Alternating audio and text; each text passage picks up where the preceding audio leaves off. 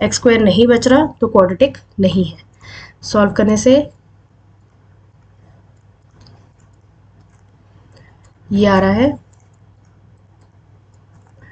2x square minus x square और -5x minus 3। मैं सारे टर्म्स इधर ही ले आई। अब यहाँ पे x square minus 10x minus 3 बचा मेरे पास, तो यस ये क्वाड्रेटिक है क्योंकि मेरे पास एक्स स्क्वायर का टर्म है। Fifth question, 2x minus 1 x minus 3 is equal to x plus 5 x minus 1। चलिए इसको सॉल्व करते हैं। 2x square minus x minus 6x plus 3 is equal to x square plus 5x minus x minus 5। चलिए अब x square बच जाएगा इधर, 2x square minus x square कर लिया तो ये -7x है, उधर से 4x आ जाएगा तो -3x और प्लस 8, तो ये भी क्वाड्रेटिक है। यस। अब 6th क्वेश्चन करते हैं।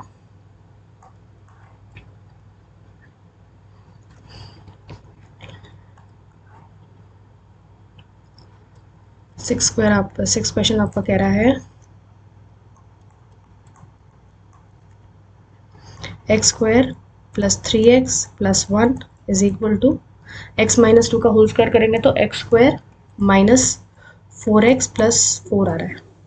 अब एक्स स्क्वायर कट गया तो नो, लीनियर है ये तो, ठीक है। अब हम करते हैं 7th क्वेश्चन। 7th क्वेश्चन के लिए आपको क्यूब का फॉर्मूला पता होना चाहिए। चलिए क्वेश्चन लिख लेते हैं यहाँ पे। पहले हम कर रहे हैं 7th क्वेश्चन। थोड़ा सा मैं इसको मिनिमाइज कर देती हूँ, थोड़ी जगह बन जाए। अब 7th क्वेश्चन कह रहा है x प्लस 2 का cube is equal to 2x x square minus 1। इसको सॉल्व कर लेते हैं। a plus B whole cube का फॉर्मूला लिख देती हूँ मैं आपके लिए। मुझे पता है बहुत सारे बच्चों को पता नहीं होगा, तो ये होता है a cube plus B cube plus 3ab square plus 3a square B. अब ये हम लगा रहे हैं तो जाएगा एक्स क्यूब प्लस 8, 2 का क्यूब 8 होता है, plus 3x into 4 plus 6 into x square is equal to ये हो जाएगा 2x क्यूब माइनस 2x। अब इसको सॉल्व करते हैं, इसको उठा के इधर ले आते हैं तो ये हो जाएगा माइनस एक्स क्यूब और plus 6x square plus 14x plus 8। तो ये तो क्वाड्रेटिक छोड़ो, ये तो क्यूबिक इक्वेशन है क्योंकि यहाँ पे x क्यूब का टर्म है हाईएस्ट पावर, तो नो, है ना। अब लास्ट बचता है मेरा क्वेश्चन नंबर 8।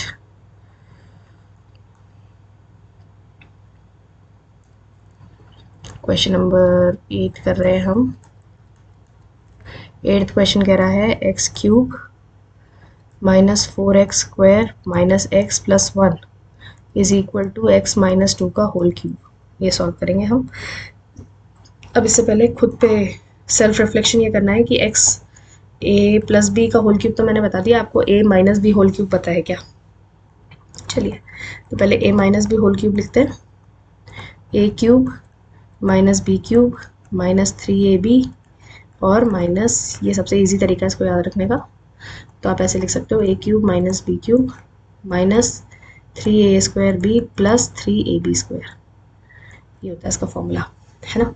पुट कर रहे हैं तो हो जाएगा x cube minus 4x square minus x square plus 1 is equal to x cube minus 8 minus 3 into 2 कर रहे हैं 6x स्क्वायर प्लस 12x। अब एक्स क्यूब कट गया, इसको उधर लाए 2x स्क्वायर माइनस 11x और प्लस 9। तो यस ये क्वाड्रेटिक है क्योंकि यहाँ पे एक्स स्क्वायर का कोएफिशिएंट बच रहा है। चलिए आगे चलते हैं। अब आ गए वर्ड प्रॉब्लम्स पे। इसमें हमें सॉल्व नहीं करना है, कई बच्चे क्या करते हैं सॉल्व करते रह जाते हैं और सॉल्व होता नहीं है। इसमें हमें सिर्फ क्वाड्रेटिक इक्वेशन बनानी है। ये 2 मार्कर आ सकता है अगर पेपर में आया तो। और प्लीज़ ध्यान से क्वेश्चन पढ़िएगा। क्या लिखा है इसमें, लिखा है represent the following situation to form the quadratic equation, you don't have to solve it, है ना। तो हम देख रहे हैं सेकेंड का फर्स्ट पार्ट। चलिए, area of a rectangular plot is this, length is 1 more than twice the breadth। अब हम लेंथ और ब्रेड्थ को, let the length be x, breadth be y, ठीक है। अब आपको बोला है एरिया ऑफ रेक्टेंगुलर प्लॉट, तो वो होता है x इंटू वाई होता है, लेंथ इंटू ब्रेड्थ होता है। ये हमें 528 दिया हुआ है और बोला है लेंथ जो है it is 1 more than 2 times y, ठीक है। अब ये वैल्यू मैं इधर ऊपर पुट कर दूं, इसको 1 और 2 ले लेती हूँ। अब सब्स्टिट्यूटिंग 2 in 1, जब मैं पुट कर रही हूँ तो आ जाएगा 1 + 2y whole into y is equal to 528। अब इसको 2y² + 2y minus 528 is equal to 0, ये आपका आंसर है। इसके अलावा आप इसको 2 से पूरे में डिवाइड कर सकते हो, तो ये बन जाएगा xy² + y माइनस 264 आ जाएगा ये, ठीक है। चलिए, आपका पहला क्वेश्चन की इक्वेशन बन गई। आपको इसको सॉल्व नहीं करना है, सिर्फ रिप्रेजेंट करना है। Next, product of 2 consecutive positive integers is 306। अब do you know what are the consecutive integers? Consecutive integers होते हैं जैसे एक के बाद एक आने वाले। अगर एक नंबर आपने x लिया है तो दूसरा नंबर x + 1 हो जाएगा। तो let the numbers be x, x + 1। तो इनका जो प्रोडक्ट है x इंटू x + 1 वो आपको गिवन है 306 है। ये तो सबसे इजी एक्सरसाइज है। ये आपका इक्वेशन बन गई, ये आपका सॉल्यूशन है। चलिए आगे बढ़ते हैं। ये आपका थर्ड और फोर्थ पार्ट है। थर्ड पार्ट,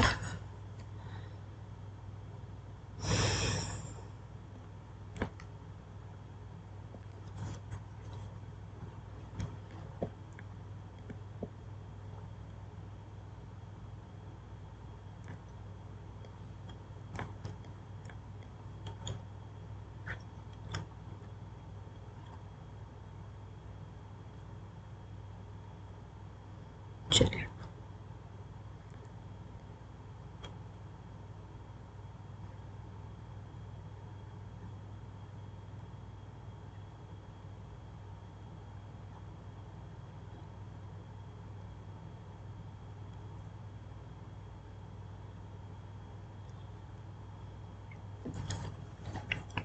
चलिए थर्ड पार्ट कर लेते हैं। आपको बोला है Rohan's mother is 26 years older than him, product of their ages 3 years from now will be this। Rohan की प्रेजेंट एज निकालनी है, तो let Rohan's present age be x, Rohan's mother's age will become x + 26, ठीक है। 3 years later रोहन्स एज क्या हो जाएगी, 3 साल बढ़ जाएगी तो हो जाएगी x + 3। मदर्स एज x + 26 तो है ही, और 3 साल बढ़ जाएगी तो x + 29 हो जाएगी। अब आपको बोला है इन दोनों का जो प्रोडक्ट है वो कितना आना चाहिए, 360। तो ये आपकी इक्वेशन बनाएगा, आप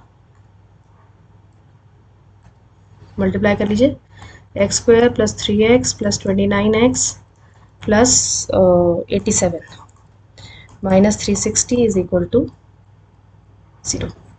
सो दिस इज x² + 32x और माइनस 360 माइनस, तो ये 273 आ गया। ये आपकी इक्वेशन बन रही है। नेक्स्ट पार्ट पे आते हैं। पार्ट 4। तो ये आपका लास्ट क्वेश्चन है गेस। चलिए, अब ये थोड़ा सा ट्रिकी है, ये डिस्टेंस स्पीड और टाइम के रिलेशन पे है। आपको ये पता होना चाहिए distance upon time is equal to speed, और स्पीड को नीचे ले जाऊँ तो distance upon speed is equal to time होता है। चलिए प्रोसीड करते हैं। आपको बोला है 480 किलोमीटर्स चल रही है ट्रेन, अगर speed 8 kilometre per hour less होती तो 3 घंटे ज़्यादा लगते हैं। तो let present speed be x, ठीक है। तो प्रेजेंट टाइम टेकन, तो टाइम टेकन कितना हो जाएगा, taken with speed x will be 480 upon x.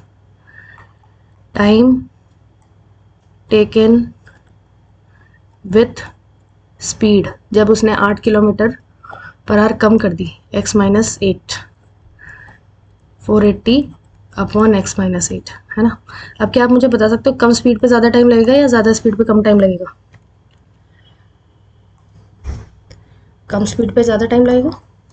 तो अब ज़्यादा टाइम लगना माइनस कम टाइम लगना इज इक्वल टू 3 आवर्स।